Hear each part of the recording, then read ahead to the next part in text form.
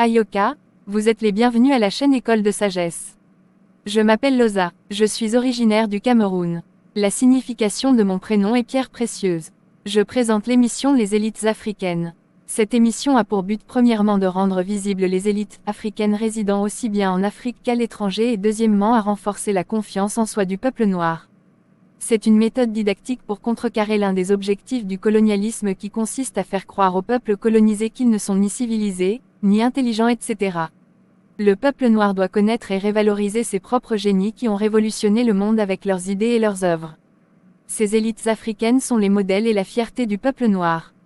Cette émission est un miroir qui reflète une partie de la vraie histoire du peuple noir, à savoir la vie des élites africaines que le colonialisme cache. Aujourd'hui, je vais présenter l'élite afro-américaine Frederick McKinley Jones. Il était né le 17 mai 1893 à Covington, aux États-Unis. C'était un inventeur, entrepreneur et ingénieur afro-américain. Son père était un blanc et sa mère était une noire américaine. Pour une raison inconnue, sa mère l'avait quitté et il resta auprès de son père qui lui aussi ne pouvait pas l'élever tout seul à cause de son travail de cheminot. C'était pour cette raison qu'il fut accueilli à l'âge de 7 ans par un prêtre catholique du nom de Père Ryan, dans un presbytère de Cincinnati, près de Covington. Son père biologique mourut 2 ans plus tard. Il fréquenta seulement pendant 6 ans. Il quitta l'école à l'âge de 11 ans. Après l'école, il s'était rendu dans une ville voisine pour faire de petits boulots comme par exemple nettoyeur de garage. Déjà à 14 ans, il travailla comme mécanicien automobile et devint plus tard chef de garage. L'un des talents principaux de Jones était qu'il s'apprenait lui-même des choses. Pour des raisons de travail, Jones s'installa en 1912 à Alloc. Il travailla en tant que mécanicien dans une ferme appartenant à James J. Hill qui était aussi propriétaire de la Great Northern Railroad. Cette rencontre avec Hill avait été très avantageuse pour Jones, car cela lui avait permis d'avoir une éducation en matière d'électricité et de moteurs de locomotives à vapeur. Il avait vécu pendant plus de 20 ans à Alloc. À 20 ans, Jones obtint sa licence d'ingénieur, puis passa au grade le plus élevé. Jones avait fait le service militaire et avait combattu lors de la Première Guerre mondiale dans un régiment de soldats afro-américains. Il avait mis ses compétences en mécanique au service de l'armée, ce qui lui avait permis une promotion dans l'armée en tant que sergent. De plus, il travailla comme électricien et enseigna la mécanique à d'autres soldats. Jones avait mis sur place le câblage nécessaire pour équiper son camp d'électricité, de télégraphe et de téléphone. Après son service militaire lors de la Première Guerre mondiale, Jones retourna à Alloc où il continua son métier de mécanicien et en plus de cela, il avait acquis des connaissances en électronique. C'est ainsi qu'il avait construit un émetteur pour la première station de radio de Alloc. Dans sa passion d'inventeur, il inventa un appareil permettant de combiner le son et les images animées. Cette invention inspira l'entrepreneur local Joseph A. Numero de Minneapolis. Numero était le propriétaire d'une société qui fabrique du matériel audio, Ultraphone Sound Systems Inc. Plus tard, il donna un nouveau nom à son entreprise qui fut Cinema Supply Inc. Jones fut embauché en 1927 par Numero comme ingénieur électricien pour améliorer le matériel audio qui était fabriqué par sa société. Jones avait réussi à transformer les projecteurs de films muets en projecteurs audiovisuels. Jones avait aussi inventé un distributeur de billets pour les salles de cinéma. Il avait fait breveter cet appareil. Vers 1938, Jones avait inventé un équipement de réfrigération automatique pour camions Thermo-Control Model A. C'était un équipement portable de refroidissement d'air pour les camions transportant des denrées périssables. Voici comment fonctionnait cette nouvelle invention. L'appareil de réfrigération Model A été fixé sous le châssis des camions. L'air réfrigéré était transporté à l'intérieur de la remorque par des tubes réfrigérants. Il obtint en 1939 le brevet pour cette invention. Comme le Model A était très lourd, Jones fit des améliorations sur le Model A en inventant le Modèle B et en 1941 il inventa le Modèle C. Voici les caractéristiques du Modèle C, il était monté à l'avant du camion. Il était compact, léger et résistait aux vibrations des trajets routiers. Numero avait vendu son entreprise d'équipements sonores pour le cinéma et avait créé une nouvelle entreprise en partenariat avec Jones. La demande pour la fabrication des équipements de refroidissement était très grande lors de la Seconde Guerre mondiale, car on en avait besoin pour la conservation du sang, des médicaments, de la nourriture dans les hôpitaux militaires et sur les champs de bataille. Au début, les équipements du Modèle C étaient fabriqués pour les besoins militaires, mais après la guerre, ils étaient aussi fabriqués pour un usage commercial. Jones était très doué dans l'invention. Il avait fabriqué un appareil à rayon X portable, inventé la première motoneige. C'était d'une machine à neige qui attachait des skis au train d'atterrissage du fuselage d'un avion et y fixait une hélice, ainsi qu'un synchronisateur de pistes sonores. Jones avait également inventé le premier service radio pour les médecins locaux.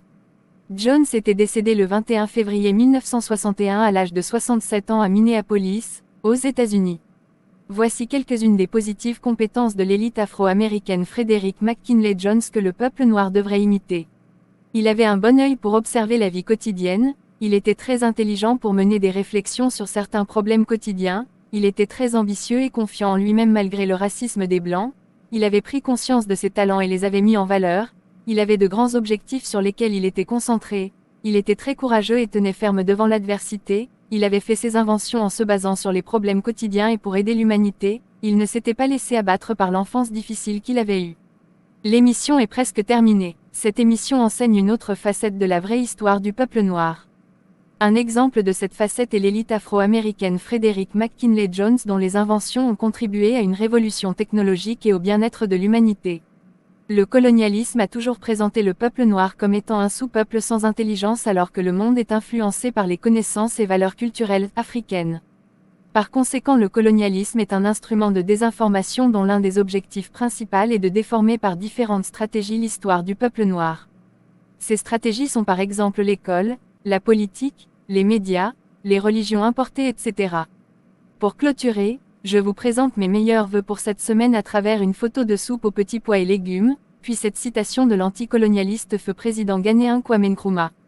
Je cite, « Bref, le socialisme est nécessaire pour rendre à l'Afrique ses principes sociaux humanistes et égalitaires. » Fin de citation. Le peuple africain doit être conscient qu'il doit se débarrasser de toute forme d'aliénation ou de prison provenant du colonialisme. C'est son devoir de révaloriser ses valeurs culturelles et même ses élites. Comment se fait-il qu'à l'école par exemple le programme scolaire enseigne très peu sur les élites africaines ou que dans les publicités on parle très peu des inventions africaines ou que dans la majorité des nations africaines les langues coloniales sont établies comme langues administratives, etc. Le peuple noir doit être conscient qu'il existe un mécanisme naturel que l'on appelle l'autorégénération. Ce mécanisme est observé aussi bien dans le règne végétal que dans le règne humain et le règne animal. L'autorégénération vient après une période de destruction, etc. Symboliquement, le colonialisme et toutes ses pratiques sont à considérer comme la destruction, l'impureté, la plaie, etc. Pendant que toutes les formes de lutte du peuple noir pour se débarrasser du colonialisme et de ses pratiques symbolisent le mécanisme d'autorégénération. Ainsi, c'est un devoir et un droit naturel du peuple noir de se débarrasser de toutes les pratiques destructives du colonialisme. Alors le peuple noir ne doit pas cesser de se révolter contre toutes les pratiques destructives ou coloniales des nations impérialistes. Dans le règne végétal, lorsque par exemple un feu de brousse brûle une forêt, une grande partie de la végétation est détruite. Quelque temps plus tard, la forêt se régénère elle-même par le fait que de nouvelles plantes poussent et la forêt réapparaît. Dans cet exemple, le feu de brousse symbolise la destruction et la repousse de la végétation symbolise l'autorégénération. Dans le règne animal, par exemple, beaucoup d'animaux ont leur méthode pour faire la toilette et se débarrasser des parasites qui sont sur leur corps. Ici par exemple, les saletés et les parasites représentent l'impureté, puis la toilette et l'élimination des parasites symbolisent l'autorégénération. Dans le règne humain, lorsqu'une partie du corps est blessée, le corps humain a ses propres méthodes pour cicatriser la plaie et lutter contre les infections. Dans ce cas, la blessure du corps humain et les bactéries symbolisent la plaie, puis le mécanisme de cicatrisation et de lutte contre les infections représente l'autorégénération. Le mécanisme d'autorégénération se renouvelle autant de fois que l'équilibre du règne végétal, ou animal, ou humain est menacé. De plus, c'est un mécanisme qui s'opère par réflexe et non sur ordre de qui que ce soit. Ce qui veut dire que le peuple noir doit être attentif à tout ce qui se passe autour de lui, pour agir par réflexe contre les formes de colonialisme qui perturberaient son équilibre, son bien-être.